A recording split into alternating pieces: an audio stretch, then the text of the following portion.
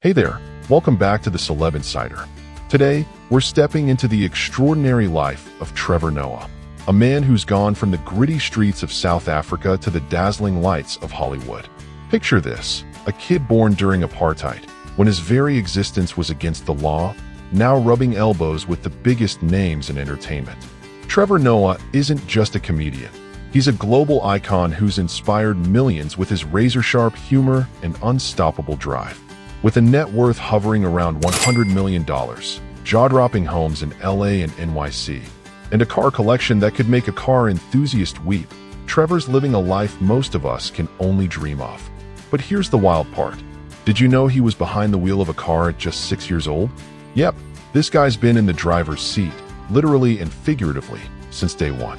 So, how did he go from dodging trouble in Soweto to dominating the comedy world? Stick with us as we take you on an epic tour of Trevor Noah's lifestyle, his houses, his cars, his fortune, and everything in between. You won't want to miss a second of this. Trevor Noah's story starts in a place and time that couldn't have been tougher. Born on February 20th, 1984, in Johannesburg, South Africa, he came into the world during apartheid, a system that divided people by race and enforced brutal inequality. His mother, Patricia Nambayisalo Noah, was a black Xhosa woman with a fierce spirit, and his father, Robert Noah, was a white Swiss-German man who worked in the food industry. Their relationship was illegal under apartheid laws, which banned interracial unions. Trevor's birth was, in the eyes of the government, a crime, hence the title of his best-selling memoir, Born a Crime. To protect him, his parents had to keep their connection under wraps, and Trevor spent much of his early life hidden from prying eyes. He grew up in Soweto, a sprawling township outside Johannesburg that became a symbol of resistance against apartheid. Life there was tough, poverty was rampant, violence was common, and opportunities were scarce, especially for someone like Trevor, who didn't fit neatly into any racial category. As a mixed-race kid, he was too light-skinned for some black communities and too dark for white ones. He's spoken about feeling like an outsider, caught between worlds, which forced him to develop a quick wit and a knack for reading people, skills that would later make him a comedy legend. Patricia was the cornerstone of his life. A single mom for much of his childhood, she worked as a secretary and faced unimaginable hardships. She taught Trevor resilience, faith, and the value of education, even when they couldn't afford much. She also had a wicked sense of humor, which Trevor inherited. But her life wasn't without tragedy. Her abusive ex-husband, Trevor's stepfather, shot her in the head in 2009. Miraculously, she survived, and her strength left a lasting mark on Trevor. His grandmother, whom he called Go-Go, was another anchor, raising him in their modest Soweto home and sharing stories of their Xhosa heritage. Trevor's childhood was full of challenges. In Born a Crime, he recounts a wild incident where, as a young boy, he accidentally set a house on fire while playing with matches. The chaos that followed could have landed him in serious trouble, but his quick thinking got him out of it. He also faced racial taunts and bullying, navigating a society that didn't know what to do with him. Yet, those struggles shaped him. He learned 6 languages: English, Isi Xhosa, Isi Zulu, Afrikaans, Sesotho, and German, partly to survive and connect with people in a divided world. That adaptability would become his superpower. Trevor's rise to fame didn't happen overnight. It was a slow burn fueled by talent and timing. His comedy career kicked off at 21, back in 2005, when some friends dared him to take the stage at a Johannesburg nightclub. He had no material prepared, but he winged it, riffing on his life and cracking up the crowd. That night sparked something in him, and soon he was a regular on South Africa's comedy circuit. His ability to turn pain into laughter, whether it was about apartheid, his mixed-race identity, or everyday absurdities, made him a standout. By 2008, Trevor was already making a name for himself beyond comedy. He competed on South Africa's Strictly Come Dancing, finishing as runner-up and wowing audiences with his ballroom skills. It was a sign of his versatility. He wasn't just a funny guy. He could hold his own in any spotlight. Around this time, he started hosting local TV shows and building a following, but he had his sights set bigger. In 2011, he took a leap of faith and moved to the United States, determined to break into the global scene. His American breakthrough came in 2014 when he joined The Daily Show as a senior international correspondent under Jon Stewart. His segments were a hit, sharp, funny, and offering a fresh outsider's take on U.S. politics and culture. Then, in 2015, the bombshell dropped. Jon Stewart stepped down, and Trevor, at just 31, was named the new host. It was a risky choice. Some fans were skeptical, and critics wondered if a South African comedian could fill Stewart's shoes. But Trevor proved them wrong. For 7 years, he ran the show, blending biting satire with personal stories, tackling everything from Trump to systemic racism. The show racked up Emmy nods and kept its edge, thanks to Trevor's unique voice. Outside of TV, Trevor's career exploded. His Netflix specials, like Afraid of the Dark, 2017, and I Wish You Would, 2022, showcased his global appeal, drawing laughs from audiences worldwide.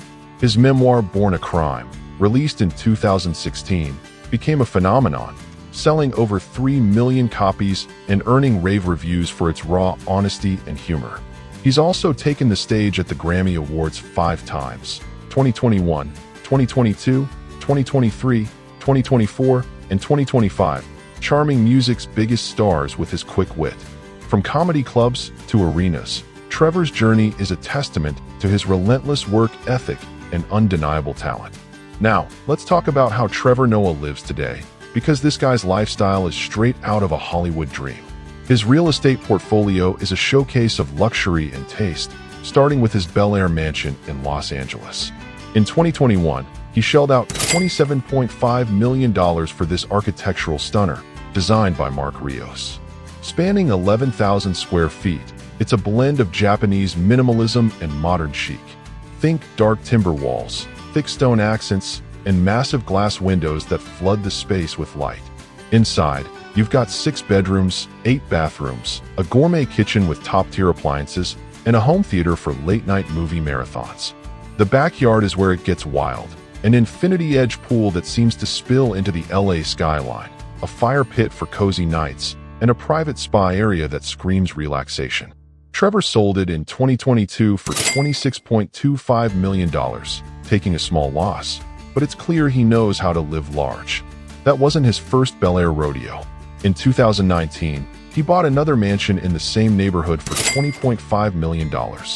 This 10,000 square foot beauty had it all: 6 bedrooms, a sleek pool, a home gym, and a rooftop terrace with 360-degree views of the city. He flipped it in 2020 for $21.7 million, walking away with a $1.2 million profit. It's the kind of place where you'd host A-list parties or just kick back with a glass of wine and soak in the success. On the East Coast, Trevor owned a penthouse in NYC Stella Tower, Hell's Kitchen. That was pure urban luxury. He snagged it in 2017 for $10 million, and at 3,600 square feet, it was a duplex fit for a king. Floor-to-ceiling windows offered sweeping views of Manhattan.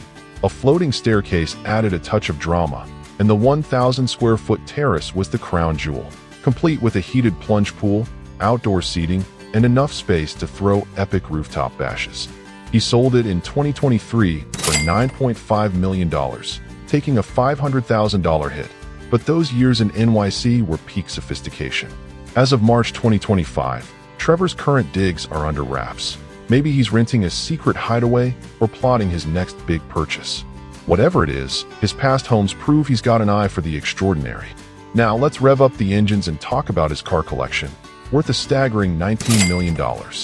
Trevor's love for cars goes back to his childhood. He famously drove a car at 6, a story he tells with a grin in Born a Crime. Today, he's got a garage that reflects his success and style. First up, the Lamborghini Aventador, a $400,000 to $500,000 supercar that's all about speed and swagger. With a V12 engine pumping out 730 horsepower and a 0 to 60 miles per hour time of 2.9 seconds, it's the kind of ride that turns heads wherever it goes.